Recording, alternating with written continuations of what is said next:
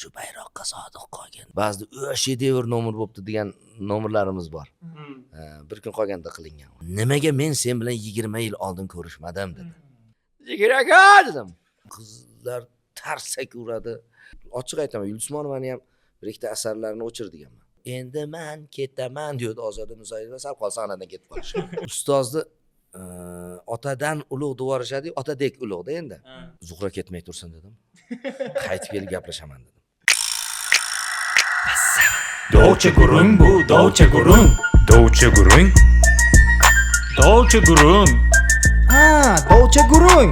O'zbekcha, o'zbekcha, o'zbekcha.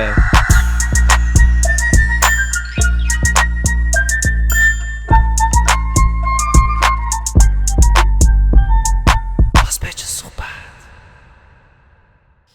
Tak, nimaga bu qo'shiq aytamiz? Ha. Nimaga rostdan?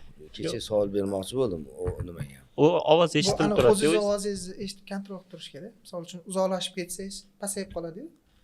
Keyin ertaga montaj qilayotganda sizga past eshitilsa, bularga ham past eshitiladi. Shuning uchun ovozni kontrol qilib turgan. Hali gapirganda xalaqit beradi-yu. Yo, taqmasangiz ham bo'laveradi aka. Bu siz taqmasangiz ham bo'ladi, bizni taqib siz eshitib tursangiz bo'ladi. O'zingizga qanaqa qulay bo'lsa, shunaqa qilaver. Choy. Fikrlashga xalaqit beradi bu. Sizlar kontrol qilib turaverasiz, undan. Bo'ldi. Xohlasa. Bormi? Xohlasa. Jonli muloqotda. Ha. Vale, bunda baribir radiolarda ham ko'p ishlaganmiz oldin. Baribir sunniylikni keltirib chiqarib qo'yadi. Ovozingizni o'zgartirishingizga to'g'ri, chiroyli gapirishingizga harakat qiladi. O'zingiz nazorat qilishni boshlaysiz. Pashol degan narsani. Xo'p, assalomu alaykum, hurmatli Dovcha guruh kuzatuvchilari. Assalomu alaykum. Men o'ylabman, menga salom beradi. Siz salom bola deyishadi. Shunaqa. To'g'ri, rostdan ham assalomu alaykum Valijon aka. Va alaykum assalom, assalomu alaykum. Assalomu alaykum Dovcha guruh kuzatuvchilari. Bizning bugungi mehmonimiz aktyor, qiziqchi, sport ustasi, umuman barcha bilimlar egasi. Serqirra ijodkor, shoir. Valijon Shamshiyev. Ha, Shamshiyev. Ko'pchilik endi Shamsiyev deb yuboradi. O'zi Shamsuddinov bo'lish kerak edi. Urush paytida rahmatli bobomiz urushga ketgan, noma'lum yo'qolib ketganlar. Shundan keyingi urushdan keyin maktabga borganda dadam. Isming nima desa Adhamjon degan. Familiya kak desa Nikak deb turaverganda. Keyin bilmaganda familiya nimaligini. Keyin hali atrofda o'rislar kimi bolasi bu desa, endi qishloqda Shamsuddinjon janoblari deb chaqirmaydi, Shamsha deb chaqiradi-yu. Shamshini o'g'li desa, "Nuladanda Shamshiyev" deb yozadi. Meni familiyam hech narsa emas. Dilnoza Ismiyaminova degan qo'shiqchini bilasizlar, Ha. Uni bobosida ham shunaqa bir ish bo'lgan ekan. Otangning ismi nima desa, ismi Yaman desa, ismi Yaminova deb qo'yadi. Ismi Yamin qo'yadi. Ismi ham esimda chekirib ketgan. Shunaqa kirib ketgan. Endi bir davrlar bo'ldi. Xudoga shukr, unday davrlardan o'tib oldik. Mana Xudoga shukr. Endi oldi to'g'ri, familiyamizda ozgina xatolik bo'lsa ham, endi o'zimizda xatolik bo'lmasin. Albatta. O'zimiz to'g'ri yuraylik, iloyim. Shu Xudoga shukr, mana endi hozir qanaqa bir hurliqo bir zamonlarda yashayapmiz. Eng asosiysi mustaqillikka erishganimizdan keyin bu bayroq mana o'zimizning bayrog'imiz ma'lum bo'lgandan keyingi voqealarda agar men sizlarga bir ikki aytadigan bo'lsam, bu bayroq ostida, qaysi bayroq ostida bo'lsang shu xizmatini qilgin deydi-yu. Bir Amerikaga borib qoldim, ikkita egizak portladi-yu. O'sha portlagan egizak binolarning bittasida u odamning ofisi bor edi. Turon aka degan odam. Bu degani endi ko'raveringki, shunaqa katta odamlardan. Va o'sha Nyu-Yorkda 53 qavatli bino quryapti shu odam. Qurib bo'ldi ham shekilli, shu paytda qurayotgan edi. O'shaqa bir o'ziga to'q odam. U odam aytib bergandi otasi haqida. Otasi rahmatli vasiyat qilgan ekanda, bolam men olamdan o'tayotganimda yaktakni ichiga qo'lingni solgin deb. Qarang, shu vatanga bo'lgan muhabbatdan yaktak kiyib yurar ekan. Yaktak kiyib o'sha yurar ekan. Keyin haqiqatan joni uziladigan payt bo'lib qoldi deydi, Turon aka aytib beryapti bizga. Borib jon uzilayotgan paytda shunday qo'lini asobimda imlaganda yaktak ichiga qo'lini solsa bir silliq matoga qo'li tekkan. Nima ekan deb shunday silliq matoni bu yoqqa chiqarsam hozirgi O'zbekistonimiz bayrog'i deyapti. Oxirgi jonali uzilishdan oldin otasi aytgan ekan, shu bayroqqa sodiq qolgin deb turib, la ilaha illalloh deb jon. Ana shunaqa bir vatan tuyg'usi endi haligi nima juda keng tuyg'u. Ali odam baribir qayerda yashasa o'sha joy vatan bo'ladi degan gaplar ham bor, lekin baribir qayerda tug'ilgan, o'sgan joyi qalbida qolar ekanda, yuragida. Baribir endi haligi nima deydi, kelib chiqish, mana shu millat, ellat, endi uni tushunchasini to'g'risini aytsak, uchta kallani aqli yetmaydi. Ikkitasi o'sha kalla bo'lyapti. Kecha paydo bo'lgan. Ikkita kalla sal-sallayu. Ikkita kalla endi Mahalla bo'lolmaydi. Hazilashib, endi hozir mahalla bo'lishni 7 ta kalla bo'lish kerak. 7 lik bo'lyapti hozir. Mahalla 7 lik. Xo'p, ijodda nima gaplar? Hozir ham ijod qildimi mahalla haqida? Ko'rdingiz, ijod ko'z tegmasa to'xtamayapti. Kimlardir ijod qilyapman deb o'ylayapti. San'at ichida ijod qilyapman deb o'ylayapti. Aslida ko'p narsani barbod qilib qo'yish mumkin bu. Shunaqa bir olamki, shunaqa bir sahnaki, shunaqa bir haligi sahna deganimiz endi odamlar yuziga, ko'zga ko'rinib turadigan yuza. Maydon, sahna, o'sha estrada degani o'zi supa degani. O'sha so'zdan olinganda shu supa degani shu rang-barang supa bo'ladi. Endi o'sha supani ustidamiz ketyapmiz shu sahnada. Bu yog'i bir qadam bu yoqqa borsangiz yorliq. Yorliq. Bir qadam bu yoqqa borsangiz jarliq. Ana. Ijod masalasi ana shunday bir, ana shuncha 36 yildan beri ijod qilib, shunday bir baholashga ahd qildim. Chunki juda ehtiyot bo'lish kerak. Kimgadir ko'nglini ko'taraman deb qancha odamlarni ko'nglini aynitib yuborish mumkin yoki yo'ldan ozdirib yuborish mumkin. Xudoga shukr, endi ijod to'g'risida gapiradigan bo'lsak, hali ham mana faqat bitta tomoni aniqlamayapman, pasportimni topolmayapman-da hozir. Bolam bekitib qo'yganmi, xotinim bekitgan bilmayman. Yoshim nechidaligini hali aniqlaganim yo'q. Shu nechinchi tug'ilganim esimdan chiqib qolgan. Lekin bugun tug'ilgan kunimligi aniq. Bildik. Shunga aytmoqchimanki, o'sha hali ham mana 36 yildan beri ijod qilyotibmiz. Bugun ham o'g'lim bilan kechqurun bilan chet eldagi Amerikadagi o'g'lim bilan maslahatlashib ssenariylar yozdik, kino haqida fikrlashdik. Undan keyingi o'g'lim bilan mana fikrlashyapmiz. Undan keyingi o'g'lim hozir Firdavs sirk kollejida o'qiyapti, o'zimizda sirk nima texnik estrada sirk texnikumida. Ana shunaqa bir ijodlar ketyapti. Undan tashqari 9-10-11 fevral kuni Xalqlar do'stligi san'at saroyida, aslida to'liq Mirzo teatri emas. O'zim satira teatri. Mirzobek aka chunki hozirgi kunlarda satira teatrining direktori bo'lganlar, rahbari bo'lganlar. U yerda ham juda ko'p xalq ko'rishi mumkin bo'lgan yaxshi asarlar, sahna ko'rinishlari bor. Shulardan jamlab bir chiroyli bir konsert dasturi, klass konsert tashkil qilganlar. Qo'shma dastur bo'lar ekan. Shunga endi doim endi ustozni yonida bo'lganimiz uchun Mirzobek aka bizni taklif qilgan. Hozir programmani qaysi darajasida biz qatnashamiz hali bilmaymiz. 10%dami, 5%dami, 80%dami, 50%dami. Endi hozir mana Xudo xolasa bugun sizlar bilan suhbatlashgandan keyin, sizlardan qutulganimdan keyin borib gaplashaman Mirzobek aka bilan. 1 oy qoldi. Lekin 1 oy qoldi. Sanoqli. Ozgina vaqt qolganda demak. Bizda misol juda ko'p konsertlarimiz hali ba'zida shedevr nomer bo'pti degan nomerlarimiz bor. Bir kun qolganda qilingan. Joyida tug'ilgan ekan. Joyida tug'ilganlari bor. O'sha kuni bir kun ijro etib, uy yoqmasdan ertasiga boshqa narsa ijro etgan joylarimiz bor.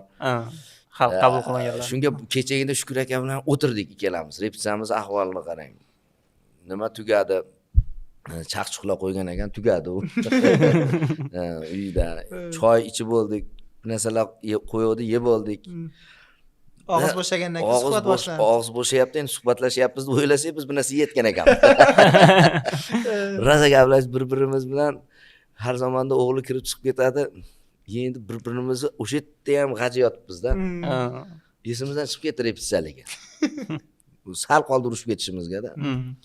Shunaqa qilib agar o'sha kunga o'tirgan suhbatimizni ham shuna sahnaga olib chiqib qo'ysangiz, odamlar ancha yil mazaqa tomosha qiladigan narsa bo'ldi-da.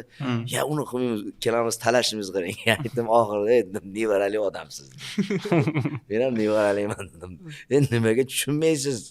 Desam, aqlli bo'lsang gapingga tushunaman-da dedim men.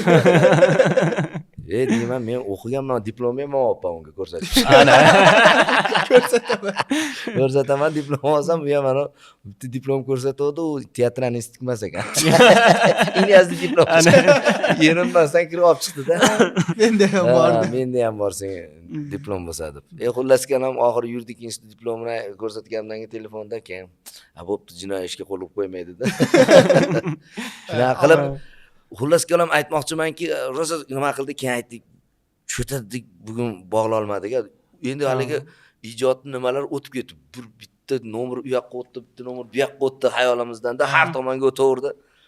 Aytdik, bittasini ushlab olamiz. Shu menimcha shu osh yetishmadi bugun dedik. Nimadir kam bo'ldi baribir. Nimadir kam. Qarang, Valijon aka, 36 yildan beri ijoddamiz deyapsiz-da.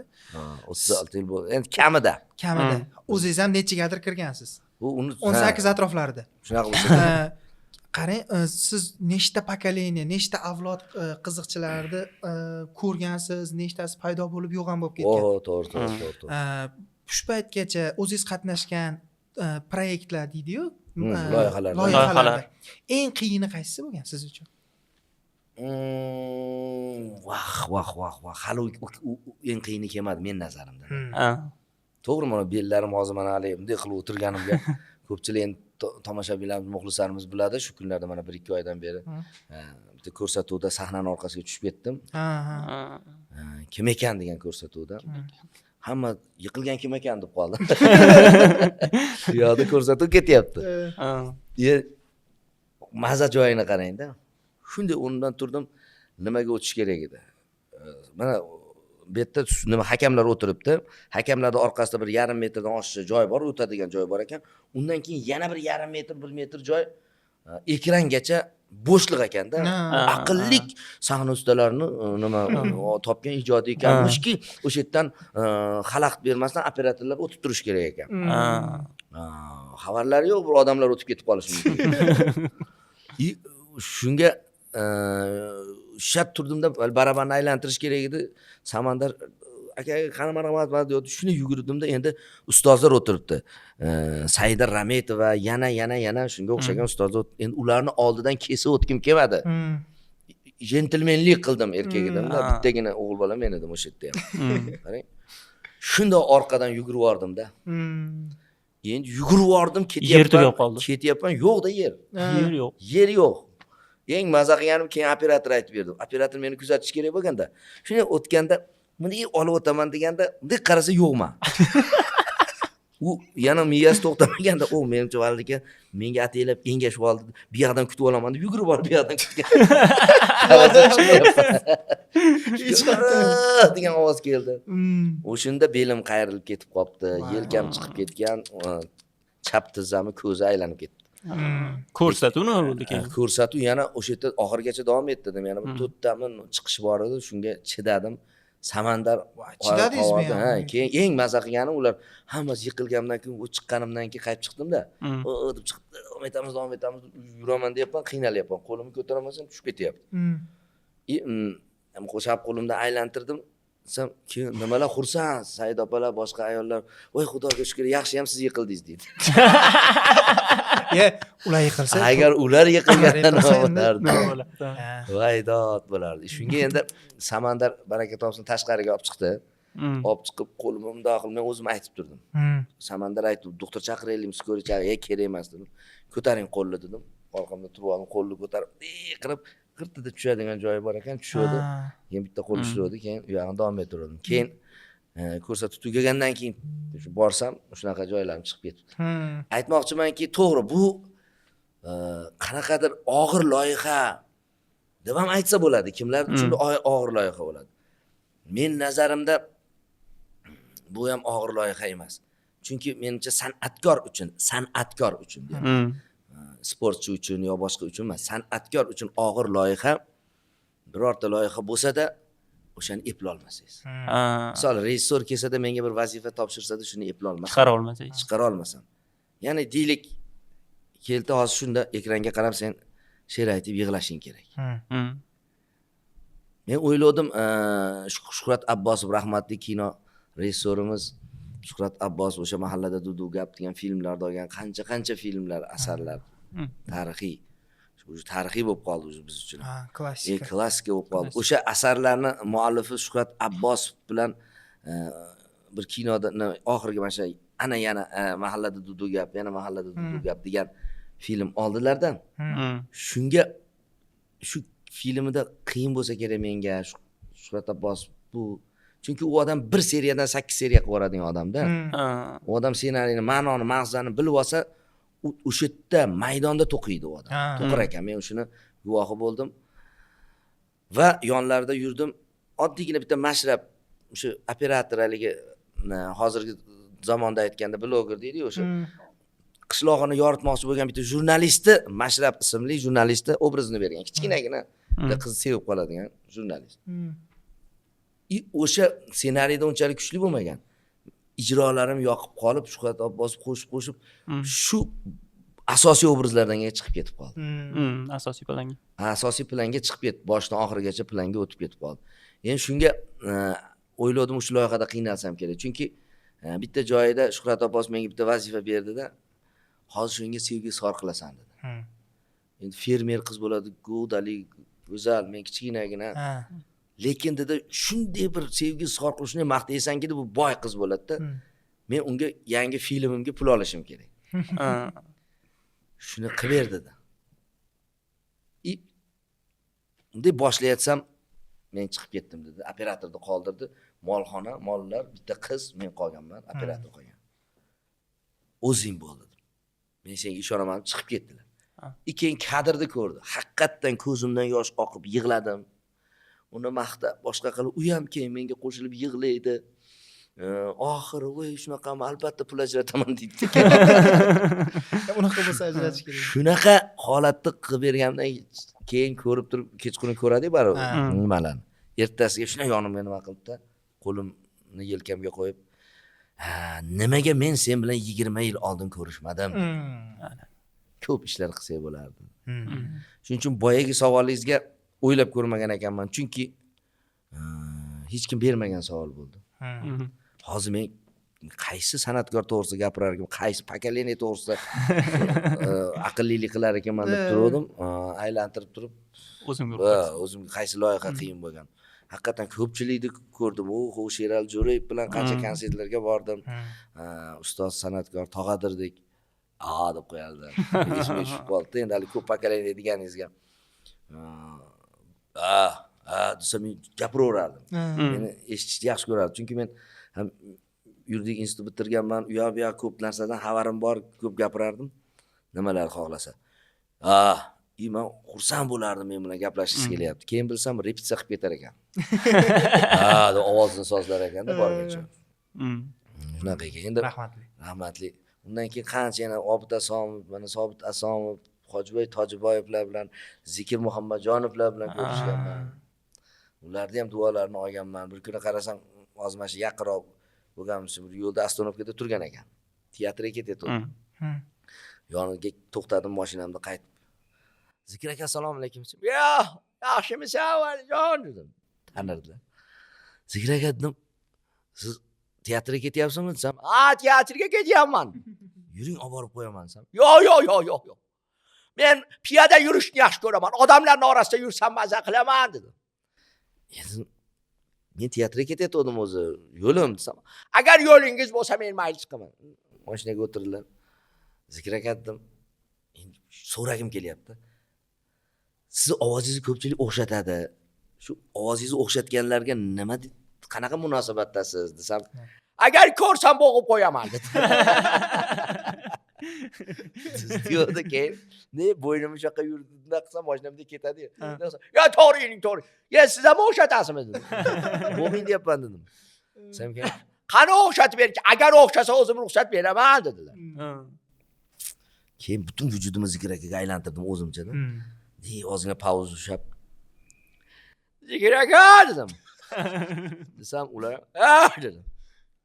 Hozir qayerga ketyapman dedingiz dedim. Desam, ha men teatrga ketyapman. O'zim bilan o'zim gaplashyapman.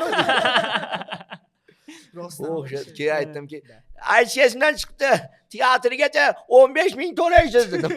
Desam, to'xtating mashinani. Uzr zikiraka uzr dedim. Qalay ovozi o'xshadimi desam, ovozi o'xshadi-yu, shu 15 ming so'm so'ragani o'xshamadi-da. Pul so'ragani o'xshamadi-da. Va lekin sizni hamma pozitiv ko'radi. Mana podkastimizdan pozitiv ketyapti. Hayotingizda Pozitiv nima? Kayfiyatlimi? kayfiyat Pozitiv degani quvnoq inson. Quvnoq. Hech bir Xushchaqchaq. odam sizni siqilganingizni ko'rmaganda, o'zi hayotingizda qiyin davr bo'lganmi? Siqilib qolib, bir depressiyalarda. Yo'q, depressiya. Qo'y, meni tashlab ketdi. Qizlar bo'ladi, depressiyaga tushib qoladi. Men ham o'zim endi 16-etajdan tashlashim kerak. Astag'firulloh. Bu biz Allohning bergan joniga nimaga depressiya qilishimiz kerak? Tushishimiz kerak demoqchiman, unaqa holatga. Xudoga shukr, hali yoshligimdan bir boshqacha ruhiyatda katta bo'lgan ekanman. To'g'ri, siqilgan paytlarim bo'lgan. Mana shu depressiyaga menimcha yaqinroq holat bo'lsa kerak. Chunki u paytda men o'zim boshqara olmaydigan paytlarim deb qabul qilaylik. Ya'ni kim yoshlik bolalik 5-6 yoshlarimga qaytaman. Qayt. Joyiga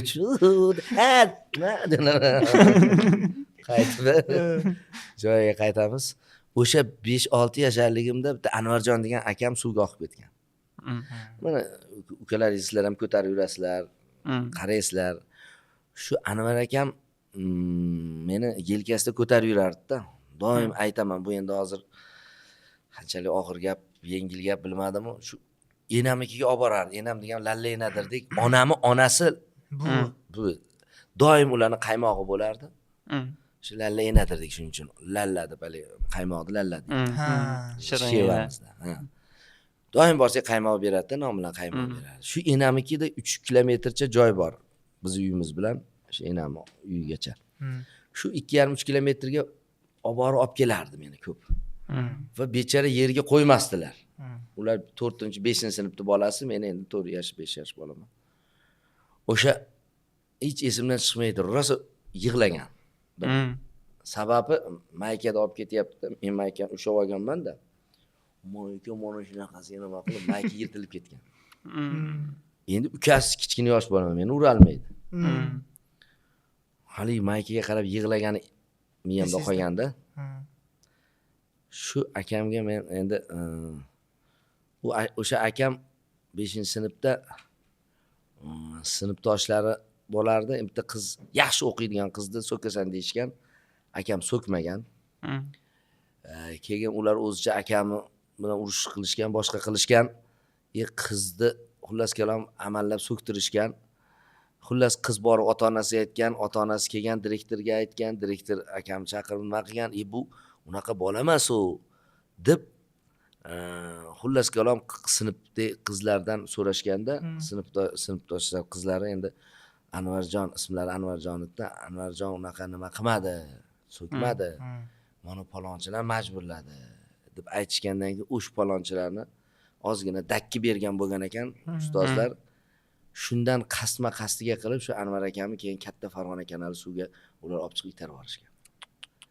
7 kun 8 kun deganda dadam suvdan topgan, yerga qo'ygan. O'sha holatlar juda hayotimda og'ir bo'lgan. Shunga aytamanki, shu akamga ko'kmayga qarz qoldim. Xatlarda ko'rib qolsam shu ko'kmayga ba'zida oyim kelib ketadi. Oldin olib qo'yardim. Endi qarasam ko'nglim ko'p buzilaverganligi uchun olmaydigan bo'ldim ko'kmaygani. Esingizga solib. Esimga solib qo'yadi. Yana shunaqa bir holat. Chunki u paytlarda shunaqa edimki, akang qani desa, o'sha depressiya deganinglarga bo'lib qolardim-da. Keyin mana shu akangni o'ldirgan shuda deb qo'ysa, u kim bo'lishidan qat'iy nazar, u detektiv bo'ladi, boshqa bo'ladi, tashlanardim.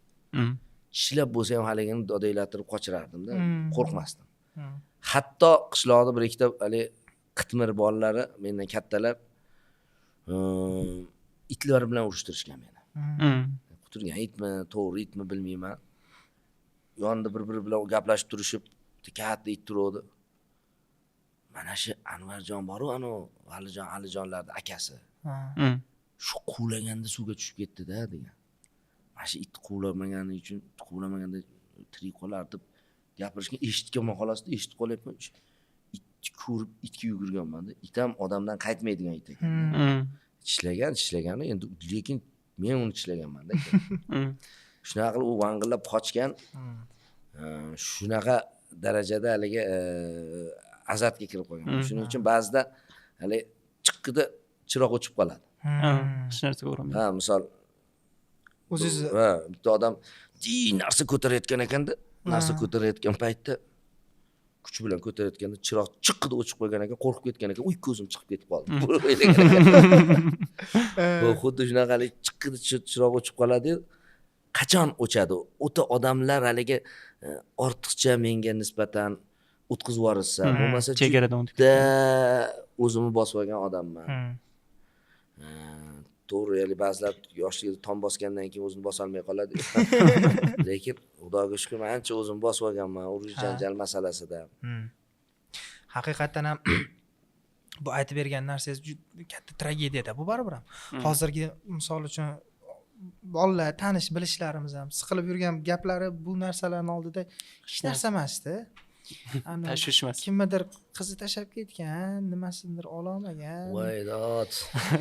Yigiti bilan urushib qolgan. Yo'q, hozir mana shu kliplarda oxirgi paytda kliplarni ko'rmay qo'ydim. Kinolarga ham ko'p ham qaramayapman. Sababi bilmayman, Xudo ko'rsatmasin. O'zi ko'rsatmasin. Yuzga tarsak uryapti. Endi hali o'zchalik muhabbatda bir boshqacha nimalarni qilib, endi yuz endi urib bo'lmaydigan joy. Shuncha paytdan beri karateda musobaqalarda chiqqan bo'lsam, yuzga urmasdan ham yutganman-da. O'sha qoringa tepib, belga tepib yutsa bo'ladi. O'sha nimaki qizlar tarsak uradi. Qarab yanam orqasidan qarab qolib, deb intilishlar, deb intilishlar qarab keyin yana o'sha joyda qo'lini ushlab, maza qilib qo'yadi. Shohruxxon bo'lishlari, nima qilishlari, yana keyin oxirida shu qiz bilan to'yi bo'ladi uni. Kalta yegan qizi bilan. Kalta yegan qizi bilan. Deydi, hali uylanib olay, ko'rsataman senga. G'aybilla aytyapti-yu. Yomon bo'pti debmi? Yomon bola bu narsa, nima? Yomon bo'pti, og'ir bo'pti, yorim o'zini qilyapti. Nima qilyapti? Narsa bo'lyapti. Qotib qolgan aytgan. Keyin nima qilib turdi keyin oxirida O'ylab. ko'rasan, beraman dodingni. Niyati buzuqda. Hozir hamma bolalarning niyati buzuq. Qasma-qasdiga uylanib nima keragi bor? Dodini berish uchun. Dodini berish uchun, pachag'ani chiqarish uchun uylanma, uni Baxtli qilish uchun. baxtli qilish uchun uylan. Shu san'atni ham aytyapman, san'at ijod qilyapmiz deb o'ylaydi-yu, san'atni boya aytdik, jarligi bor, yarlig'i bor, dedim. Shu jarlikka boshlamaslik kerak. Bir-biriga bunday e'tibor bersam, bolalar ham eshityapti, mayli populyarni. Misol uchun shuncha yildan beri, 36 yildan beri kelayotgan bo'lsa, nechta narsa populyarni bo'ldi, nechta narsa yo'qolib ketdi. Qaysi asarlar qolyapti, qaysi asarlar yo'qib ketyapti. Mana tarix sekin o'zini so'zini aytadi vaqti kelganda.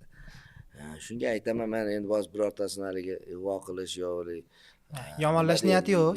Yomonlash niyati yo'q. Lekin haligi fikr kelib qolganda aytamanki, shunga aytdim, bolalarimga aytdim, qarasam tomosha qilib ko'rishayotgan ekan, o'chir dedim-da keyin. Joyi kelganda o'chir. Vaqti kelganda ochiq aytaman, Yulduzmonovani ham bir ikkita asarlarini o'chir deganman. Avvaldan loyimni qorganda Xudo bilardi filmdan ne bo'lur paydo. Filmdan ne bo'lishini bilib turib paydo, nima uchun mashqar kuni beradi jazo? Bu qo'zg'olon. Mumkin emas. Isyon. Bu kerak bo'lsa o'sha Umar Hayyom u to'qima obrazligini Muhammad Hazrat Muhammad Sodiq Muhammad Yusuf hazratlari aytib ketdilar. To'qima obrazligini.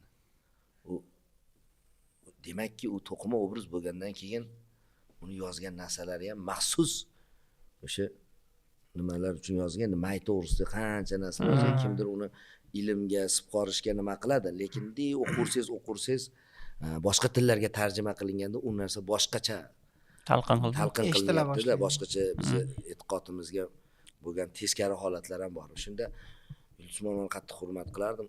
Hozir ham hurmat qilaman. Boshqa asarlarini. Va o'sha yerda endi men maktabni medalga bitirganman. San'at institutini qizil diplomga bitirganman. Bekordan bekorga, zo'r bola, yo'l balada bu berishmaganda u narsa. Yuridik institut bitirdim. Bir payt shu qo'shig'i chiqqan paytda eshitib qoldim-da. Meni nazarimda o'sha qo'shiqdan keyin ham ozgina hayotida kalibratsiyalar bir narsalar bo'ldi shekilli-da. O'ynashib bo'lmaydi-da.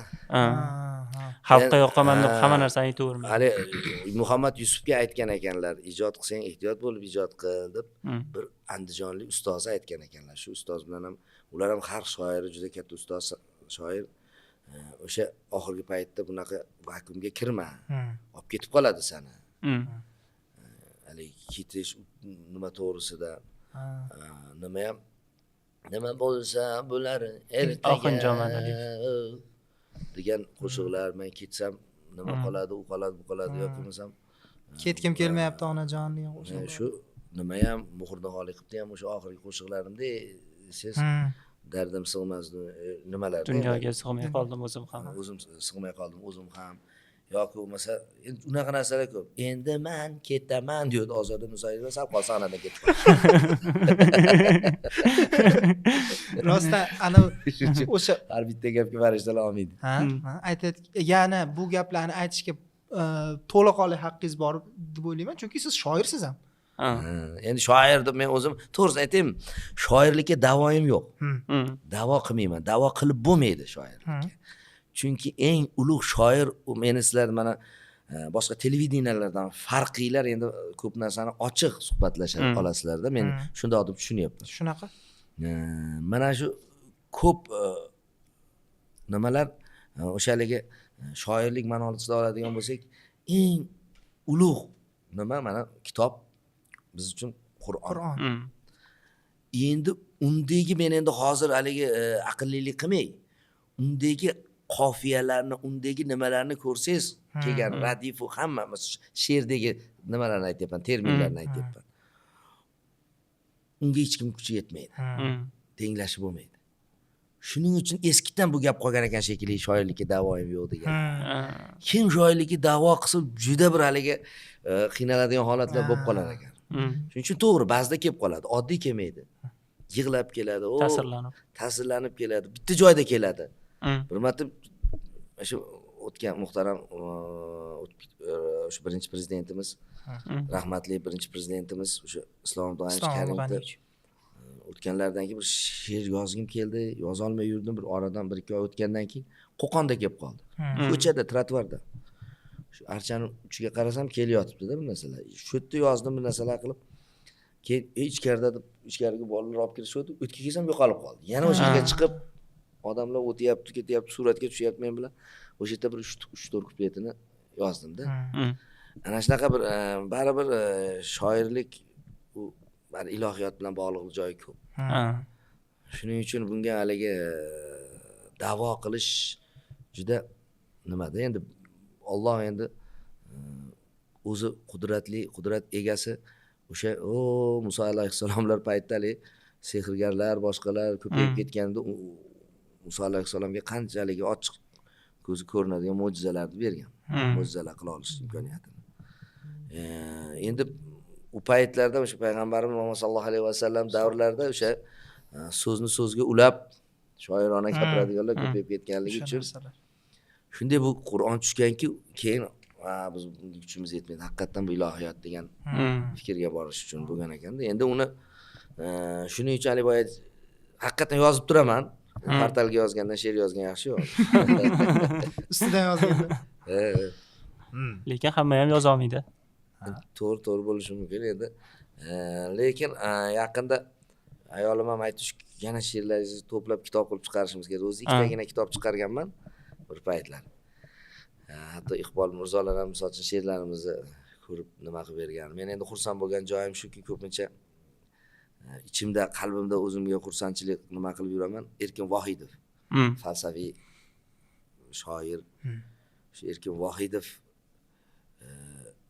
meni yelkamga qo'llarini tashlab urib, "Ha, shoir bolam" deganda. Bir ikkita she'rlarimizni eshitgan. Chunki Dadaxon Nuriyning Niqobsiz Amerika degan kitobini bir haftada o'qib chiqib turib, o'sha butun kitobga fikrimni she'riy tarzda bildirib jo'natganman-da telefonda suratga olib. Shunga ularni eshitgan ekanlar, keyin bir ikkita joyda nima eshitgan. Shu Erkin Vohidov shunaqa degan. E'tirof. Yana bir gap gapirgan ekan, buni o'g'illari ham menga aytdi, agar Oltin devor mabodo spektakli yana qaytadan o'ynab qolsa, shu Valijon o'zini bobasi bilan o'ynash kerak, Chora bilan degan. Chora obrazsiz. Oltin devoring asari, oho, qanaqa asar. Shu kitob haqida gaplashdik. Hozirgi kunda hamma telefon bilan bog'landi-da, virtual olamga kirib bordik. Yoshlar uchun kitob olamiga kirish uchun qanaqa kitoblar tavsiya qilasiz? Kitobga kirish uchun, davom etish uchun badiiy asarlarmi? Oddiy misol, oz o'rganib dono bo'lar degan kitobni o'qiganman. Ko'p 2 qator, 3 qator, 3 qator, 4 qator keladi-da. Ko'p narsani olishingiz mumkin. O'sha yerda Yusuf Qosqochibni tilingni avayla omondir boshing, so'zingni avayla uzayar yoshingni nima qilganman. Shu nimalardan o'rganib chiqib turib haligi o'zimda ham bir fikrlar yozishlar qobiliyati paydo bo'lgan. Kimdir senga yoqmay turgan paytda sen ham uni ko'zga ablah bo'lib ko'rinishing mumkin ekanligini unutma degan so'z. So'zim misol. Shunaqa bir o'zimga moslab bir nimalar to'qiganman, yozganman shu kitobdan ruhlanib. Va endi hozirgi kunda juda yaxshi kitoblar ko'p chiqqan. Endi boyaga birinchidan o'sha buni o'zgacha batareykasi bor. Ta'sir qilish hududi bor, kuchi bor.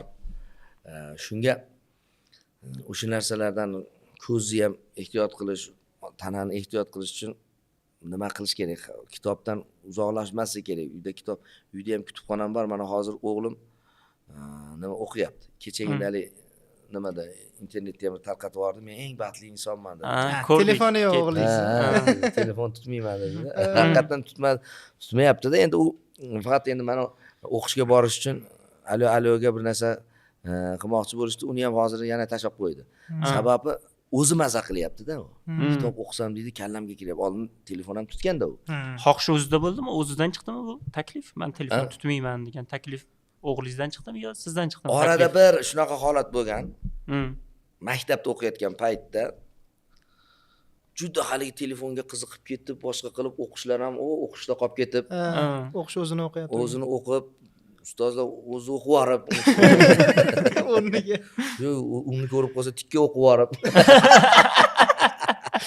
Aynan o'qishlar bo'lib yurgan paytda shunaqa voqealar bo'lib, menga ham qo'ng'iroq qilishib, o'g'lingiz o'qitmasak bo'lmaydi deb. Biz o'qib qo'yapmiz. Bo'lmasa biz o'qib qo'yapmiz. Yaxshi odam toping o'qitaylik degan gaplar bo'ladi. O'qitib yuboring bo'lmasa. Shunaqa shu o'qishlar to'g'risida har xil fikrlar bo'lib turgan paytda u o'g'lim dunyoga qarash holatida g'alati. Telefonga mana telefonga mana mashinada lekin ko'zda ma'no yo'q, tushunmaydi. Dunyoga tushunmaydi, nima bo'lyapti? Dadammi? Qanaqa bo'lganman? Och ko'raychi. ChatGPTdan so'rab. Aynaqa bir holatlar bo'lganda, o'shanda keyin hech ustozlar aytmaganda menga istihola qilib. Birinchidan qo'rqishgan haligi uradi. Keyin to'g'ri qo'rqishganda. Keyin menga aytishgan. Keyin o'g'lim sekin olib keldim. Pastda tirnovka qiladigan joyim bor Yerto'lamda. Olib kirdim. Mana yoshing nechida? Yosh, navqiron. Xo'p, bolam. Qani men bilan kuch sinashchi dedi. Shuncha paytda men nima yig'ding o'zi? Daqara. Bo'ldi-da, oxiri. Yetmadi endi, yetmaydi ham otaga qarshi nima ham qilmay, keyin hastas shu ustozlarning gaplarini isbotlab turib, sen dedim, bolam dedim. Kerak bo'lsa dedim. Menga ham kerak emasan, jamiyatga ham kerak emasan. Dunyoga ham kerak emasan agar shu yo'lda ketsang dedim. Dunyo ham senga kerak emas. Men bu gapni gapiryapman, senga kerak emassan bizga. Bilaman, o'sha biz boshqalar senga kerak bo'lmay qolgan. Chunki mana kerak-da senga. Hammani o'rnini egalladi. Ha. Shuni oldim, yo'qiga zo'rda meni kataq etdi debsam. Telefonim zamedlini bor, devorga tegib, Mayda. Bunday bo'lib chachib. ichidagi hali hammasi sinib ketdi. Aytdim. Endi u sahnani men aytib bera olmayman. Men ushladimda bolam. Undan kattaroq akasi ham meni amaki bachchasi bor. Men sendan roziman, sen mendan rozi bo'lamiz bo'lmasa hozir to'xtataman hayotni. Ding deb miyasiga urdi-da uni. Jon dada dedi, oxiri iltimos qilib qo'lim usha. Bir marta imkoniyat bering dedi. Tushundim. Ol imkoniyat. Wow. Juda jiddiy Xohlasang, suhbat bo'lgan ha. ekan. Shunaqa bolam o'qishni boshladi. Maktabida eng faol bolalarga aylandi bir haftaning ichida. Telefon tutmadi. Undan keyin bir 3 oy 4 oyda ichida shu o'g'lim Firdavs o'g'lim o'zidan o'zi qatnashib balaga o'sha paytda kakras Turon maktab teatrlarining muhtaram prezidentimizning nimasi bilan o'sha tashabbuslari bilan Turon maktab teatrlari tashkil qilib shuni respublika ko'rik tanlovlari boshlanib qolgan. Birinchilardan biri o'sha yoqqa kirib men yo'l ko'rsatganim yo'q, aytganim ham yo'q. U men ijrosida ko'rgandan keyin bildim u yerda qatnashganini. Keyin shu yerlarda qatnashib, maktabda faol bo'lib, tumanda birinchi o'rinda olib, shaharga chiqib, shunaqa darajalarga yetdi. Va Xudoning qudrati bilan qarang, shu 1,5 yil, 2 yil ichida shu bolam Abdulla Avloniy o'sha qayta shu nimani oshirish, tajribani oshirish universitetda o'qituvchilar kunida muhtaram prezidentimiz o'qituvchilarni tabriklagan o'sha yerga tashrif buyurganlarda aynan shu o'g'lim ishtirokidagi nimalar, bolalar Abdulla Avloniyni Advokatlik osonmi degan asarini o'sha yerda qo'yib berishdi. To'g'ridan to'g'ri shu muhtaram prezidentimiz va 20 tadan oshiq maxsus odamlarni nimasida, davrasida. Demak, inson qattiq harakatsi bo'lar ekan va o'shundan keyin mana hozir o'sha san'at bo'yicha, aktyorlik mahorati bo'yicha ham o'qiyapti o'zi astoydil o'sha. Boya aytgan sirk nimasi. Estrada sirk kollej. Sirk kollejda. Aytmoqchimanki o'sha qilsa bo'ladi u narsani. Hozir aytadiki, dada deydi, oldin o'qisam aqlimga kirmasdi dedi. Hozir deydi, kitob o'qisam bemalol mulohaza qilyapman dedi. Fikrlayapti, gaplashsangiz zerikmaysiz bola bilan. Doira kengaygan. Endi bitta narsaga to'g'ri, biz ota-onalar ba'zan befarq bo'lib qolamiz. Bunga ham endi haligi o'zimizni ko'p ayblaymiz ba'zida. Lekin afsuski, nafaqat bu o'zimizning aybimizda, bu atrofdagi tashqaridan bo'layotgan tashqi kuchlarning ta'sirida bo'lyapti-da buni bolalarda bu holat. Tashqi kuchlar yaxshigina ta'sir qilyapti-da ularga. Shuning uchun ularni ham yoshlarni ham to'g'ri tushunishimiz kerak va iloji bo'lsa imkon qila olsak, qaysidir ma'noda ularga mana shu kitobga qaytishga yordam berishimiz kerak. Juda ko'p olimlar mana inonmasdi ko'p gapirishadi, bilasizlar, internetlarda aylanayotgandir. Bolalarga o'sha telefon bermasligi masalasida, u qaysidir nechadir yoshgacha va hozir mana kecha bittasi bilan gapirdim, gaplashdik bir nimalar uyda televizorda ham man qilgan ekan yahudiylarni ayrim nimalar vakillari o'sha telefondan uzoqroq tutar ekan. Faqat kitob, bilim o'qilar ekan. Ana shunaqa bir yo'nalishlarda biz musulmonlar olamida ham bunaqa yo'llarda to'g'ri yurganlar bor. To'g'ri kam qolgan bo'lishi mumkin. Lekin hozirgi yoshlarga niyatim o'qish kerak. Sababi erinmasin, qizg'anmasin vaqtidan. Bosh miya faoliyati degan narsa hozir yana sizlarga bitta bu ilm narsasi o'zi aslida bu olimlar biladigan narsa va odamlar sizlar orqali bilsa ham yaxshi bo'ladi. Odamning miya faoliyati bor. Bosh miya bor, yonbosh miya bor. Bosh miya faoliyati necha daqiqadan keyin ishlaydi bilasizlarmi?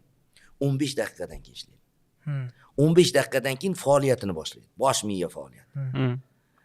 Qizib oladi ungacha. Xuddi misol uchun mashinani motorini ozgina bir 1-2 daqiqa qizdirganingizdan keyin u zarar yetmasdan yuradi-yu. Shunday qiziydi. Bosh miya faoliyati 15 daqiqadan keyin qiziydi. Uyg'onganingizdan keyin 15 daqiqa. Yo'q, misol uchun bir mavzu, misol uchun men hozir mana shu paket bilan qiziqsam, uning ichida konfet borligini, konfet nimaligini ichida Bayan sulu konfetlarinimi? nomini bilmayman mana, nomini ham bilib olishim mumkin. Nima deysiz? Bayan sulu konfetlar. Bayan suluka. Oho, bayan sulu degani go'zal degani. Go'zal. Bayan ham ayol. Go'zal ayol degani. Go'zal ayol. Degan erkaklar uchun emasmi bu? Yo'q, go'zal ayollar erkaklar uchun. Mana endi joyiga chiqdi. Demak, bayan sulu mardlar uchun. Xullas kalom ana shunaqa ozgina shug'ullanganingizda mana qarang qancha mavzu ochilyapti. Bir asarni ham o'qisangiz ichkariga kirasizda, keyin miyangiz qiziqib turib shuni bir-biriga ulaysiz. Sipochka qilib. Ana shundan keyin yaxshi chiroyli davom etadi. Telefon nima qilyapti? Bosh miya faoliyatini o'ldiryapti. Ya'ni kim oldin to'g'ri 2 soatlab spektakl ko'rishga chidardi. Keyin 1 soatlab narsalar, yarim soatli videolar ko'rishni boshladi odamlar. 10 minutli videolar, 5 daqiqalik, 1 daqiqalik videolar ko'rish. Hozir 1 daqiqaga ham yetmaydi. 30 sekund. 30 sekund, mana shunaqa o'tyapti, 10 sekund, 30 sekund. Biz o'zimiz ham Instagramga kontent qilamizda. Boshidagi 3 sekundda ushlab olishimiz kerak. Mana shunaqa o'tyapti. Bu narsa bosh miya faoliyatini o'ldiradi. Bosh miya, yonbosh miya ishlayveradi. Ya'ni yo'lda ketyapsiz. Bu narsani nimaga tenglashtirsa bo'ladi? Mashinada ketyapsizda, yoningizdan daraxtlar o'tyapti. Birortasini eslab qololmaysiz. Shunaqa. Bunday to'xtab qaraganingizni eslab qolasiz. Yoki bo'lmasa bunday to'xtab tagida dam olganingizni eslab bir gapirib berishingiz mumkin. Nima? Xuddi shunday bosh miya faoliyat. Ayni bosh miya faoliyati ishlamagandan keyin unga she'r yodlating.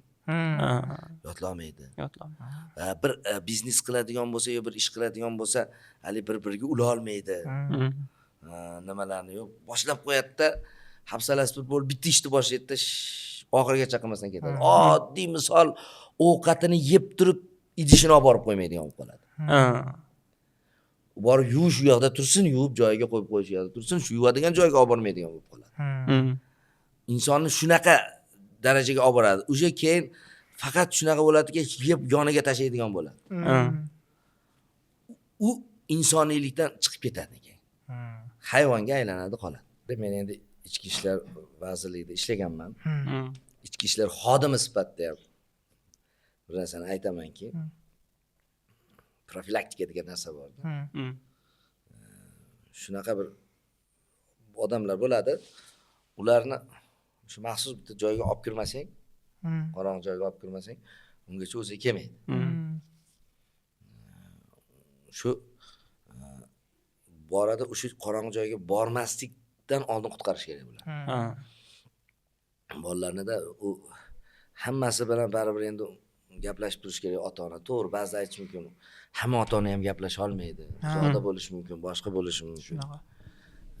Lekin ota-onaning duosi ham mustajobda. Duo so'raganda ham astoydil so'rash kerak. Yaqinda bittasi duo qilishda ham duosi bor-di. Tayindan shamol o'tib tursin emasda. Alloh o'zi hifz himoyasida asrasin. Shamol o'tib shamollab ham qolishi mumkin. Shamol o'tib ketib qolishi. Duoni to'g'rilash kerak demoqchiman-da. To'g'ri. Shunga o'sha duo qilish kerak. Judalik boshqa uzoqlik qilib qo'lidan kelmasa. Har xil ota-ona bo'lishi mumkin-da. Kimdir qayerdadir ishlab yuribdi, oylar, mobaynida yillar, balkim bir-birini ota-ona bilan farzandlar yillab ko'rishmaganlar bordir. Shu duoda baribir gap katta. Endi bu boy bir narsaga xursand bo'ldim. Avstraliyadan qayerdadir shu yoshlarning qo'liga shu narsalardan foydalanishni bekor qilindi. Ijtimoiy tarmoqlarga kirish mumkin emas 16 yoshgacha. Shunaqa. Rosa xursand bo'ldim. Shunaqa. Bor ekan dedim. Chunki 18, 16, 17, 18 yoshgacha insonni hali ayrim suyaklari juda qotmagan bo'ladi. Hali ba'zida bizdan so'rab qolishadi, necha yoshgacha shpagat ochsak bo'ladi deb. Agar miyani qotirmasangiz shpagat ochsangiz bo'ladi deyman. Necha yoshgacha bo'lsa ham-da. Odam miyasini qotirib oladi-da, bu ham ochilmaydi. Odam birinchi o'rinda miyasini bo'sh qo'ysa, men hozirgi kunda ham ozgina harakat qilsam, isha sinadi ustida yota olaman. Mixni ustida yota olaman. Buni bir ko'rsatuvda ham ko'rsatib bergandim. Mixni ustiga yotib beradi. Ustimga odam chiqsa ham bo'ladi. Buning uchun miyani bo'shatish kerak, tanani bo'shatish. Xotirjamlik bo'lishi. Xotirjamlikda o'shaligi mashqi bor. Men jangovar ushuda ham shug'ullanganimda shuni darsidan o'tgan edim. Aytmoqchimanki, o'sha lekin oddiy holatlarda ko'pchilikda aksariyat 16-17-18 yoshgacha shpagatni bemalol ochish mumkin-da. Organizm uni qotmagan bo'ladi. Bu darajada qotmagan bo'ladi. Shuning uchun o'sha qotmagan nimaga endi boshqa suyuqlik informatsiyalar kiraversa u keyin o'zini eplay olmay qoladi. Shuning uchun hozir bolalarni qo'ldan shunday telefonni olib qo'ying. Yosh bolalar ham deb onasigacha yopishib ketyapti shu darajada. Men biz uydagilar ham bundan mustasno demayman. Lekin to'g'ri, ba'zida mening farzandlarim ko'p, unisi bunisi haligi eringandan qo'yib beradi. Qo'yib beradi, o'rganib qolgan. Bir o'rtada o'rganib qoldi. Hozir men uyga kelsam, boshqalar emas. Shunda uyga kelsam, 3,5 yoshli bolaman, 1,5 yoshli bolaman. U yo'q deydi. Yo'q deydi. Mabodo birortasi berib ko'rib nima qilayotgan bo'lsa ham shunaqa nima qiladi. Zaratga degan olib kelib beryapman, meni qo'limga beradi. To'g'ri, qaysidir bir ma'noda bir qo'rqqandir, nima qilgandir, lekin qandaydir ma'noda men uyda bo'lganimda bilamanki, umuman telefon ushlamaydi ular. Endi uyda emasligimda hozir katta ketmay. Shuning uchun buni 1,5 yoshli bolaga hech qanaqa foydasi yo'qligini bilaman. Men o'zim multiplikatsiya bo'yicha shug'ullanganman. O'zim Qo'g'irchoq teatr aktyorlik fakultetini tugatganman. Bola psixologiyasi bo'yicha o'sha qo'g'irchoqlarni bolalarga qanaqa ta'sir qilishi, voqealarni bolalarga qanaqa psixologik ta'sir qilishi to'g'risida juda ko'p psixolog olimlardan dars olganmiz. Va o'sha ayrim narsalarni kattalarni hozir ba'zi multfilmlarda ko'rsam, xuddi kattalarning hayotini ko'rsatib qo'yishadi. Mumkin emas u narsa aslida. Bolasini yo'qotib qo'yadi ular. Bolalar yo'qoladi, u bolaligi yo'qoladi birinchidan. Hali zombilar paydo bo'lib qolyapti hozir. U ham mayli, u janrida gap ham yo'q-da. Qilib ko'rsatadi, shu narsani aytishda, ana bolaning tilini chiqishiga qiyinlashtiradi. Bo'lib qolyapti hozir bolalarimiz ham shunga qarab u bilan tushuntiryapti-da. Fikrlash qobiliyatini susaytiradi-da. Keyin o'tirib, astoydil men so'kkanimdan keyin to'g'ri gapiryapti. Bo'lmasa gapira oladi 3 yoshli bolada, lekin tushuntirishga harakat qiladi. Bo'lib qolyapti. Shunga o'tirg'izib, aniq-tiniq gapirtirish kerak edi uni. Shunga xuddi shunaqa gapiradigan multfilmlar, eski yoshligimizda eslasanglar, 2 ta 3 ta chiqsa ham tiniq, aniq gapirar edi. Sekin, bemalol gapirardi-da. Oyijon deb nelargacha aytiladi. Bizda o'shalik dublajga borganimizda o'sha ustozlar shunaqa, nimaga neni aytmading oxirida endi? Keyin ayt, boshqani ayt. Endi men tushunyapti-yu, sen tushunasan, tushunadi. U bola uchun aytdir. Bola uchun shu harfni chiqarib qo'ydir. Rni chiqar, senda chiqmasa ham deb, ba'zilar rni ayta olmaydigan aktyorlarni ham so'kkanini eshitganman-da. Boshqasiga o'qittirgan. Va o'sha paytdagi multfilmlar hammasida oxirida nimanidir o'rgatardi-da, u multfilmlar. Nimagadir yo'naltirilgan, qo'lingni yuv, toza yur, ovqat yegandan keyin ishingni yuvib qo'y degan oddiy narsalar bo'lsa ham, lekin nimadir ma'no bor edi ularda. Yo, hozirgilar ma'nosini qara. Tung qaytadi. O'shada hech narsaga o'rgatmaydi-da. Shunaqa. Shu farzandlar haqida gapirdik. Jamiyatda ustozni o'rni qanaqa? Ustoz ko'rmagan shogird deydi. Har maqomga yo'rg'alar. Maqom degani endi yo'nalishlar, yo'llar. Endi maqom degani endi xohlagan tomonga ketib qolaveradi. Shuning uchun izmlar paydo bo'ldi-yu. Oddiy misol uchun qattiqroq gapdan boshlaylik, vahobizm desak ham bo'laveradi. Bir paytda izmlar. O'shalar ustoz ko'rmaganlar o'shalarning orqasidan yo'rg'alab ketdi. Qo'pol qilib aytganda, shu ma'noda bilimiga ega bo'lmagandan keyin ularni og'dirish osonroq bo'ldi. Bu shunaqa to'g'ri ekan. Ustozni otadan ulug' deb yuborishadi, otadek ulug'da endi. Shunaqa bir ulug'lik tomonlari bor. ba'zida hozir ustoz degan so'z oddiy bo'lib qoldi-yu. Ustoz degan so'z ko'p aytilyapti mana o'qituvchilar. O'qituvchi bor, o'rgatuvchi bor, lekin ustoz bu boshqa maqom deb o'ylayman-da men. Chunki u ustoz kerak bo'lsa, u bolani dunyoga bitta bolani shunaqa o'zini har bitta shogirdini shu dunyo qarashi bilan unga hayotini tiklash, boshqa hali dars 2 soat berib qo'yib chiqib ketish emas. U hayotini oxirigacha bo'ladigan jarayonga sababchi bo'ladigan inson. Hayotga Tayyorlash, u tayyorlaydigan inson. U juda katta bir maqom aslida. Shuning uchun haligi bitta she'r yozganman-da, hozir haligi ustoz deyishyapti. Ustoz degan so'zning ma'nosini bilishmayapti-da. Shuning uchun ko'p bitta so'zni qaytaraverang, choy desangiz ham uni nima oy deyaptimi, choy deyaptimi, joy deyaptimi deb qolasiz. Ma'nosi yo'qoladi. Yo'qolib qoladi ma'nosi. Shunda bitta she'r yozdim. Ko'p aytilsa so'z ma'nosi yo'qolar. Ko'p aytilsa so'z ma'nosi yo'qolar, eng qadrli so'z ham oddiy bo'lib qolar. Gar munofiq ustoz deya dars olar, bilki bir kun u yoningdan yo'qolar. Ustoz deya takrorlab aytgan bilan qo'ya olmasang qadrlab, sen dilingni tilga chiqar, mard bo'lsang, qo'yib bersang til ne demas bidirlab. Mayli shogird an'anasini buzsinlar. Mayli shogird an'anasini buzsinlar, shaytondan dars olib reja tuzsinlar. Shogirdlik deb o'g'irliklar qilganlar chin duodan umidini uzsinlar. Duoning ham o'z mustajob vaqti bor. Ustoz rozi bo'lgan shogird baxti bor. Ustozini qadrin joyiga qo'yganni ustozlarning qatorida taxti bor. Ana shunaqa bo'lish kerak. Qarang, o'tdan beri telefonlar bo'lib yotibdi. Javob berib yuborsam bo'ladimi? Shunisi. Bemalol. Valyo. Assalomu alaykum, yaxshimisiz? Bir joyda podkastda suhbatda edim-da. Rahmat. Kim bu? Tushundilaman. degan qo'shiqlar bo'ladi. Keyin aytaman dedi. Xo'p.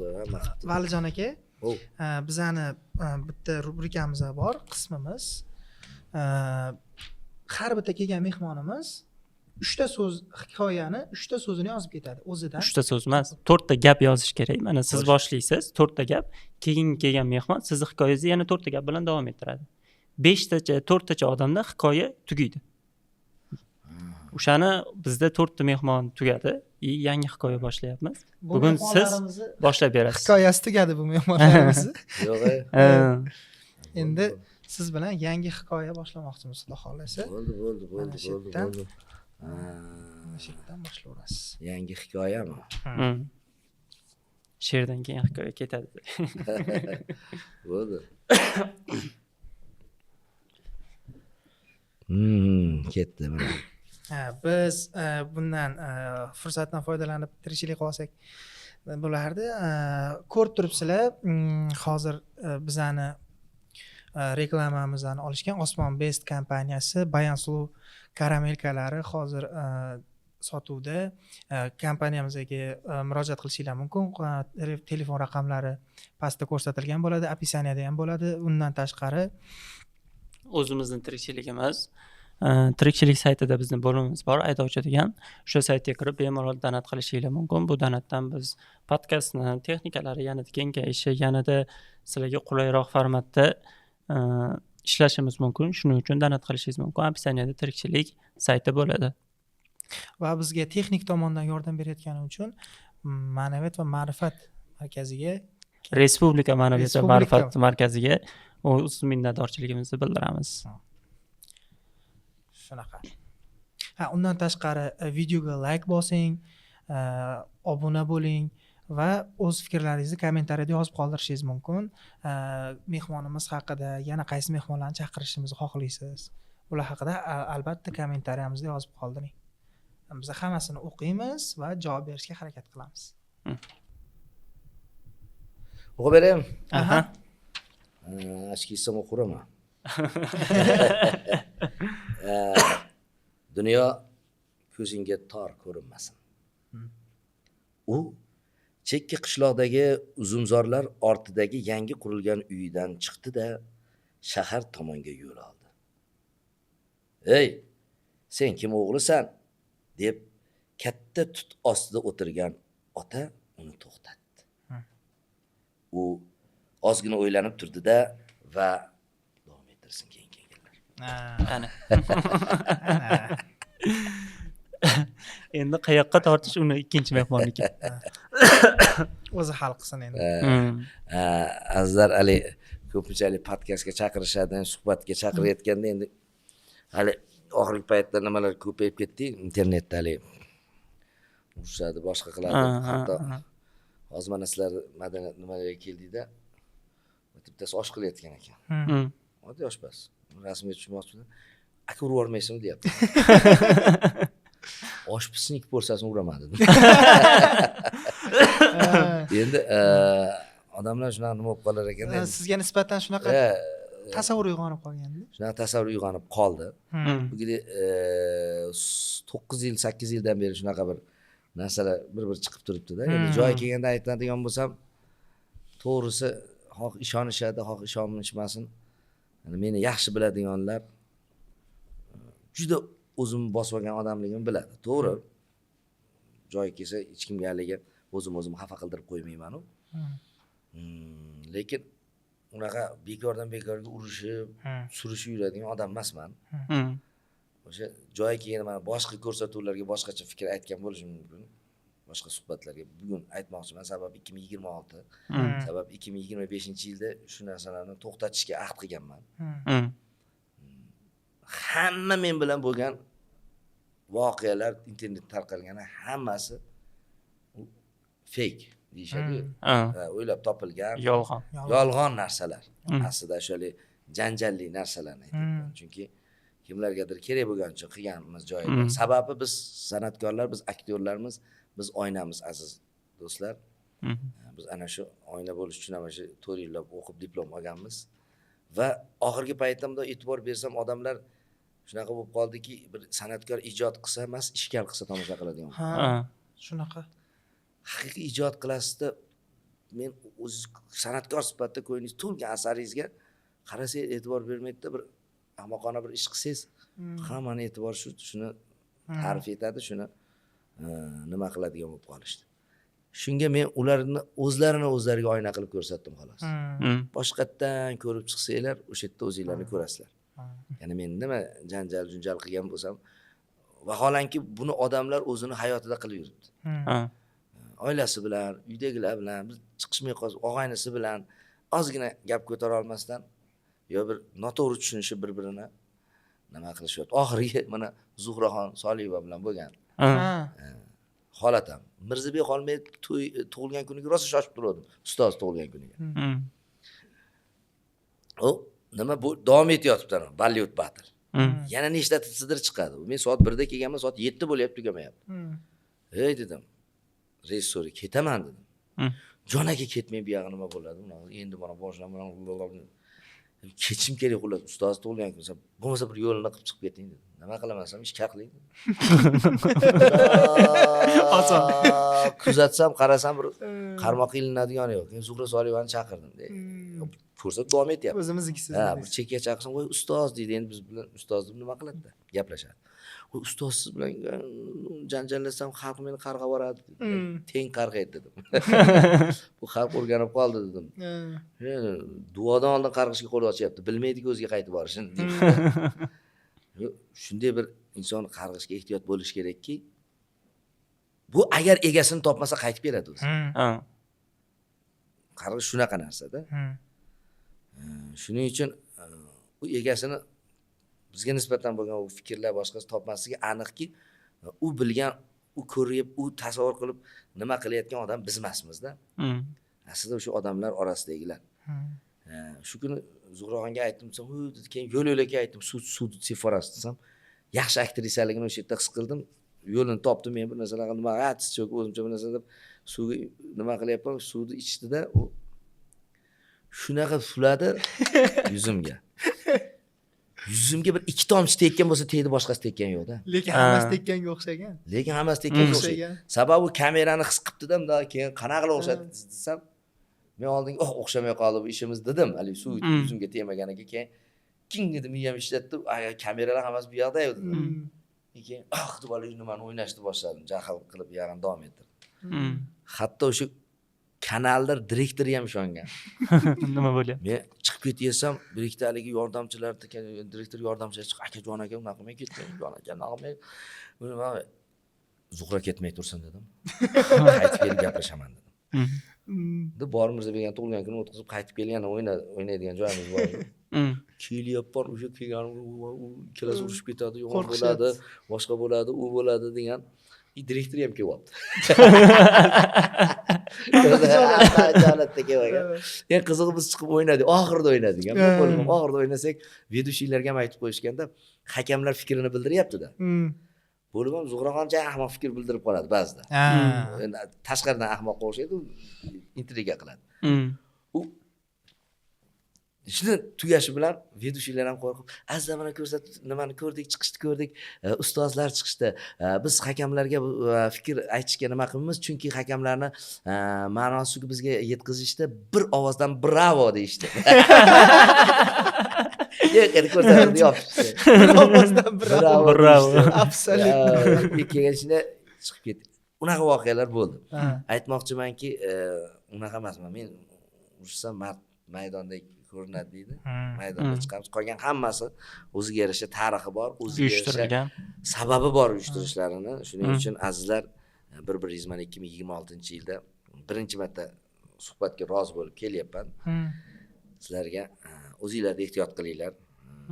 Bir-biringlarni ko'nglinglarni og'ritmanglar, dilinglarni og'ritmanglar. Shu bizni chiqargan yaxshi hangomalarimizni maza qilib tomosha qilib xursand bo'lib yuraveringlar. Ketishdan oldin bitta anaqamiz bor edi. Ustozlarga bir og'iz ta'rif berasiz. 5 daqiqa. Bemalol. Biz o'qiymiz qiziqchalarni, siz bir so'z bilan ta'rif berib ketasiz. Oho, shoshmang, juda apasni holat. Hammasiga bitta ta'rif bor-da, yaxshi bo'ldi. Yo, endi O'ziga yarasha. xos-ku hammasi. O'ziga xos sifati bor. Ustozlarni endi o'tganlarning joylari jannatdan bo'lsin, borlarni umri uzoq bo'lsin ilohim. Endi haligi nima deydi, 5 daqiqada beriladigan ta'rif. Mayli, men sifatlarini ozgina beraman, lekin bitta tomoni bor-da. Falonchi zo'r odam, falonchi joyib deganda, birodaringizni sindirdingiz degan. Ikkinchi marta yana maqtaganlarida birodaringizni o'ldirdingiz degan. Shu hadis bor, sahih hadis bor. Shuning uchun o'zi biz menimcha deb gapiramiz baribir. Shuning uchun Soyib Xo'jayev zo'r gap ishlatib olganda, uni ular oddiy haligi prikol gapni o'sha paytda ruxsat berib qo'yishgan. Toshpoltoshda ko'p gaplarga Soyib Xo'jayev vallohu alam deydi. Vallohu alam, vallohu alam degani Alloh bilguvchi. Alloh bilguvchi. Spektakllarga ishlatgan kerak bo'lsa, keyin nimalar gaplarda ishlata olgan. Endi biz uni ham 10 ta farzandi bo'lgan ekan. Endi biz chertalari bo'ladi-yu, sifatlari. O'sha narsani so'raymiz-da. Bir so'z bilan ta'rif bersangiz. Mayli, harakat qilaman. Endi bu yoqda faqat ustozlar emas, hozirgi yosh qiziqchilar. Qiziqchilardan boshlangan hammasi. Boshlang. Mirshakar Fayzullayev. Ana shunaqada endi, shunaqa qiynaysizlarda meni. U endi u inson nima deydi, yaxshi bir aqlli bola. Endi qiziqchi deb ayta olmayman, chunki men bilan yurganimiz yo'q. Qiziqchining o'ziga yarasha bir boshqacha bir xislatlari bo'ladi, balki uning tengdoshlari uchun qiziqchidir. Lekin juda aqlli frazalar, nima deydi, kerakli narsalarni yetkazadi. Endi to'g'risi boshdan oxirigacha ijodini kuzatmaganligim uchun hozir men birorta so'z aytishimga nima, yaxshi insonligini, yaxshi bolaligini bilaman. Jamshidbek Normatov. Yaxshi bola. Ma'murjon Xolmedov. Yaxshi bola. Avazoxon. Bilmayman yaxshi bola degan. Shukrullo Isroilov. Do'stimiz, akamiz. Hamkasbimiz. Mirzabek Xolmedov. Ustoz. Obid Asomov. Alloh rahmat qilsin, yaxshi inson edi. Ustoz inson. Hojiboy Tojiboyev. Tojiboyev bir olam. Hojiboy Tojiboyev. Hali qizlar iltimos qilganda bir she'r yozuvdimda, eshiklar ochilsa-yu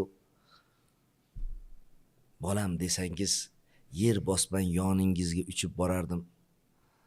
Yuzlaringiz silab parvona bo'lib, endi ketmang dada deb quchib olardim. Tomirimda qoningiz siz kabi shaxtim, Hojiboy farzandiman, bu meni baxtim deb yozgan.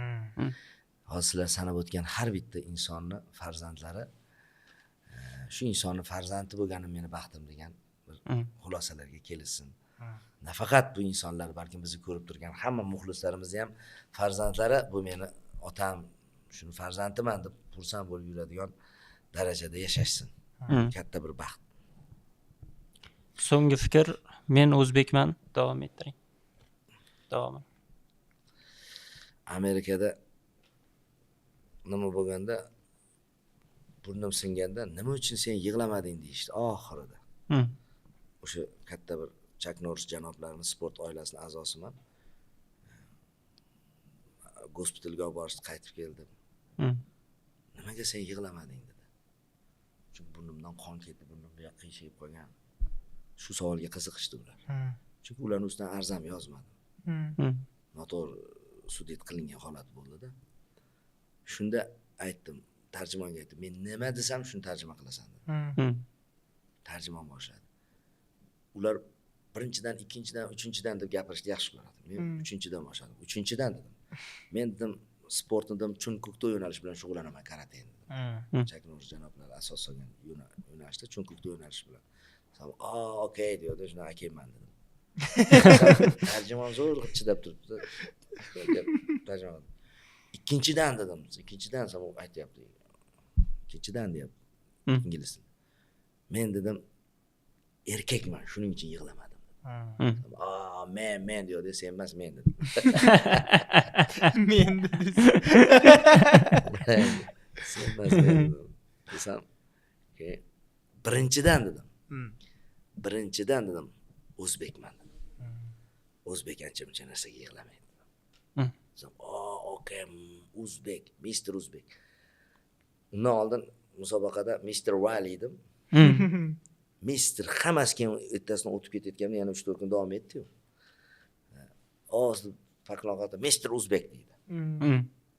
Mr. O'zbekka aylandi. Janob O'zbek. Janob O'zbek. Shunga aytmoqchimanki, bu oqibatli xalq O'zbek xalqi. U oqibatni otasiga ham qiladi, onasiga ham qiladi. U e'tiqodiga ham oqibatli. Va farzandlariga ham oqibatli. Bir mamlakatga borganimda bir paytlar, endi men boya aytdinglar, necha yillardan beri xalqqa xizmatdaman. Rosa o'zlarini nimasini maqtashgan dedi, qaysi mamlakatligini aytdim. Bizda unaqa, bizda bunaqa, bizning xalqimizda qo'lida pul bor, unaqa, bunaqa bor. U bu kecha deyapti, gapini o'rtasida palonchini otib ketibdi, pistonchini otib ketibdi. Mamlakatni. Keyin aytdim, u bu deb meni provokatsiya qilmoqchi edi. Men aytdimki, zato dedim. Bizda tinchlik bor dedim. O'sha o'zinglarcha o'ylayotgan, bizniki deb o'ylayotgan, qayerlardandir olib kelayotgan mulkiylarga, pullarga, xalq qo'lida pulga tinchlikni sotib olyapsizlarmi? Sotib olmayapsizlar. Jim bo'lib qolishdi. Hali men bitta tinchlik to'g'risida gapirdim. Bizning yurtimizda tinchlik. Hali dedim, asrlar mobaynida kelayotgan yana katta boyligimiz bor, oqibat. Unga ota boboylarning puli ham yetmagan, sizlarniki ham yetmagan. Shunda bitta she'r yozgandim. Topay desang muruvvat, oqibat qil oqibat. Ko'rmay desang uqubat, oqibat qil oqibat. Birov molin talashma, qilma nozu karashma. Sen o'zbeksan, adashma. Oqibat qil oqibat. Ana rahmat, zo'r bo'ldi. Dastxat qo'yamiz. Bitta dastxat qo'yibsiz bizga. Ana bo'lmasa, chiqarib qo'yibsizlar zo'r qilib. Chiqarib qo'ysanglar Valjon aka qo'yib ketadi deysh. Ha, shu. Rahmat chiqarib berganinglarga. Keyin faqat endi qo'yib ketganimni eslab yursanglar bo'ladi. O'g'langan turarlar. Menimcha o'sha kelgan odamga qo'yganimni ko'rsatsangiz. Og'irda valaki qo'yib ketgan. Yo'q, mana yaqinda asker show degan ko'rsatuv ochdik Mayfaydan. Endi ko'pchilik askerni mana hozir mana shu ham o'zgarsa askercha lutf askerlarda endi hech qanaqali so'zni ma'nosi bor, tagida boshqa ma'nosi bor. Shunga endi ayollarimiz ham yaxshi asker qilar ekan. Men nimaga qoyil qoldim mana? Nargiza bir narsa, Nargiz deb nima qilishadi. U ham yaxshigina asker qilar ekan, o'xshatdim deb. nimadan chiqmasdan-da, qolipidan chiqmasdan. Ayollar chaqirilgan sonida. Botiringga ham o'xshatishdi. Esa o'xshatishdi. Yo'q, o'sha Botiringda mana o'sha Huvaydoni holatida u ham o'xshatdi zo'r.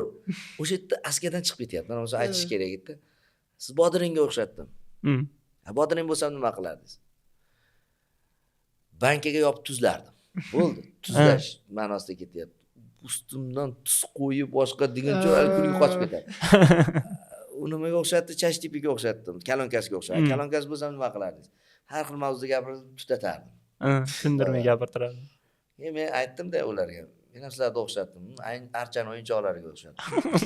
O'yinchoqlar bo'lsa nima qilardingiz? Archaga aylanmalar osiltirib yurardi.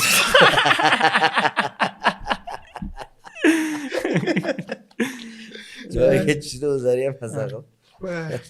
Orqasini shunday shilib, o'zingiz yopishtirib yuborasiz. Voyda. degan joyi bor. Kamerani olsang. Qo'yganim yetadi, yopishtirib turasizlar.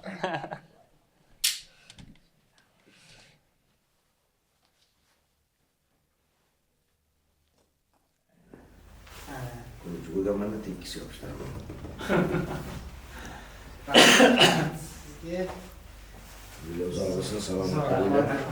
Xo'p, bizani hamkorlarimiz Bayon Sulu kompaniyasidan karamellar, shirinliklardan tashqari shokoladlar, har xil mani kameram yonig'ida o'zi. Yoqib tur. Shokoladlar har xil anaqalar ham chiqarishadi, olib kelishadi. To'g'rirog'ini aytganda, ulardan sovg'a qilishgan bizga. Ha, men olib ketaman, voyda. Ana ular tomon. Bo'ldi, yetadi bolalar. Bu bizga Qozog'istondan keladi, olib kiriladi-da. Qozog'iston. Shuning uchun Bayon Sulu. O'shaning Bayon Sulu salomat bo'lsin, omad yor bo'lsin. Hammani tadbirkorligiga ko'z tegmasin. Hozir tadbirkorlarda juda ko'p imkoniyatlari yanada bir dunyo yuzini ko'ryapti. Tadbirkorlarga juda ko'p yo'llar ochilyapti. Sizlarda ham o'ziga yarasha nima deydi, mana shu qilayotgan ishinglar bir tadbirda. O'zi aslida bir tadbirkorlik, misol uchun chaqirdinglar, topdinglar, olib keldinglar, qo'ydinglar va buni xalqqa yetkazasizlar. Uni Xudo xolasa hali yaxshi gaplarni eshitasizlar degan niyatdamiz ilohim. Har bitta insonni dunyoda qilayotgan tadbiriga ko'z tegmasin. Umringlar uzoq bo'lsin, sog' bo'ling. Rahmat, salomat bo'linglar. Sizlar bilan Dovcha Gurung podkastida edi. Men Nurdavlat Yoqubjonov, Savriddin Halilov, bizning mehmonimiz Valijon Shamshiyev bo'ldi. Salomat bo'linglar, yaxshida ko'rishaylik, umringlar uzoq bo'lsin. G'amli, kamli ko'rmanglar, yaxshiliklar ko'ringlar. Martabanglar ulug', hamyoninglar to'liq, bilaginglar bo'liq, qadaminglar qutlug' bo'lsin, qozoninglarda osh, yostig'inglarda bosh ko'paysin. Faqat begona benikoh bosh bo'lmasin. Ertalab sog' salomat turinglar, o'ynab kulib yuringlar, davronlar suringlar, go'zal oshyonalar quringlar. Eng asosiysi odamlarni bir-birini qalbiga qurgan oshyona hech qachon buzilmasin. Sog' bo'linglar. Rahmat. Dovcha Gurung bu Dovcha Gurung. Dovcha Gurung. Dovcha Gurung. Ha, Dovcha Gurung. O'zbekcha.